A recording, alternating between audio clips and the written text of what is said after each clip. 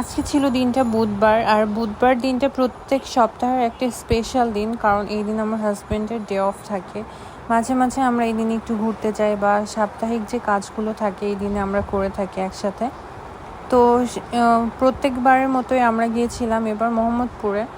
গত বুধবারে গিয়েছিলাম আমরা পুরান ঢাকাতে, এবার গিয়েছিলাম মোহাম্মদপুরে। আমাদের একটু কাজ ছিল, পার্সোনাল কিছু।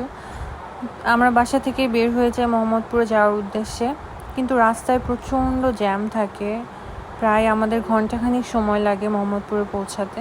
তো আমাদের কাজটা শেষ করে আমরা একটা শপ ভিজিট করে প্রোডাক্টগুলো দেখে চলে আসি। তো যেহেতু আমাদের কাজগুলো সময়ের মধ্যে শেষ হয়ে গিয়েছিল, তো আমরা ভাবি যে অনেক দিন তো কোথাও বসা হয় না, তাই একটু বসি, কোথাও আড্ডা দিয়ে সময় পার করি। তো আমরা ভাবছিলাম যে কোথায় যাওয়া যায়। আমরা যে ভিডিও করছিলাম, আমি ভিডিও করি আর উনি ভিডিও নষ্ট করতে বেশি পছন্দ করে। তো ভাবছিলাম যে কোথায় যাওয়া যায় এতগুলো রেস্টুরেন্টের মধ্যে। এরপরে ভাবি যে খানাসে যাই, অনেক দিন খানাসে যাওয়া হয় না। সবসময় ফুড পান্ডা থেকে খাবার অর্ডার করেই খাই ম্যাক্সিমাম টাইমে। তো এখানে দেখলাম যে আওয়ামী লীগের যে কার্যালয়টা ছিল ওখানে 5ই আগস্ট এখানে আগুন লাগিয়ে দেওয়া হয়। এই সাইডটাতে আমরা আসলাম, একটু দেখলাম। তো আমরা এরপরে চলে যাই খানাসে, ধানমন্ডি ব্রাঞ্চ যেটা। আমরা এখানে অর্ডার করেছিলাম ওল্ড স্কুল রেগুলার বার্গার আর একটা সাব স্যান্ডউইচ আর খানাসের মোস্ট ফেমাস কোল্ড কফি।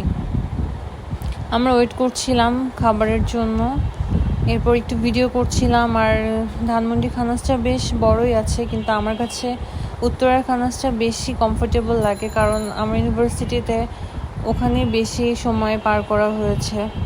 এখানে আমরা দুজনে একটু ভিডিও করছিলাম, গল্প করছিলাম। অনেক দিন রেস্টুরেন্টে আসা হয় না।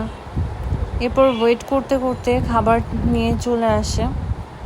আর খানাসের খাবার নিয়ে তো কোনো কথাই নেই, খানাসের খাবার তো অনেক মজা, আমরা সবাই জানি। আর ওল্ড স্কুল বার্গার যেটা, এটা আমি ফার্স্ট টাইম ট্রাই করলাম।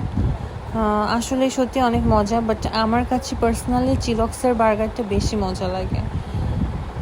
আপনাদের কাছে কোন বার্গারটা বেশি মজা লাগে আমাকে কমেন্ট বক্সে জানাবেন। আমি অর্ডার করেছিলাম সাব স্যান্ডউইচ আর উনি অর্ডার করেছিল বার্গার, মানে আমার হাজব্যান্ড।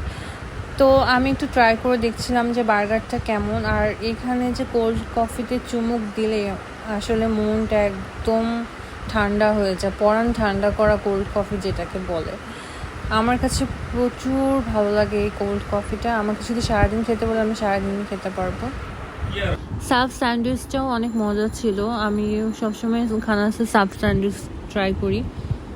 এরপর আমাদের যখন খাওয়া দাওয়া শেষ হয়ে যায় আমরা একটু আড্ডা দিয়ে বসে থাকি, তারপরে রেস্ট নিয়ে ধানমন্ডি লেকের উদ্দেশ্যে রওনা দিই। ধানমন্ডি লেকটা ছিল খানাসের একদম অপোজিটেই, তাই আমাদের বেশি সময় লাগেনি। কিন্তু যেহেতু সন্ধ্যা হয়ে আসছিল, আমরা ধানমন্ডি লেকে বেশিক্ষণ স্টে করি না। এরপরে আমরা চলে যাই বাসার উদ্দেশ্যে, কিন্তু কোনো রিক্সা পাচ্ছিলাম না, এই জন্য আমরা দুইজন হাঁটছিলাম। হাঁটতে হাঁটতে বেশ অনেকটা সামনে আসার পরে আমরা রিক্সা পাই। আর যখন রিক্সায় উঠি প্রচুর পরিমাণে জ্যাম থাকে নীলক্ষেতের এইদিকে। তারপরে আমরা পৌঁছে যাই বাসার একদম কাছাকাছি। রিক্সা নিয়ে আমরা বাসায় চলে যাই। এই তো ছিল আজকের বুধবারের ব্লগ। সবার কেমন লাগলো আমাদেরকে জানাবেন, আর নেক্সট টাইম আবার অন্য কোনো ব্লগ নিয়ে আসবো। আল্লাহ হাফেজ।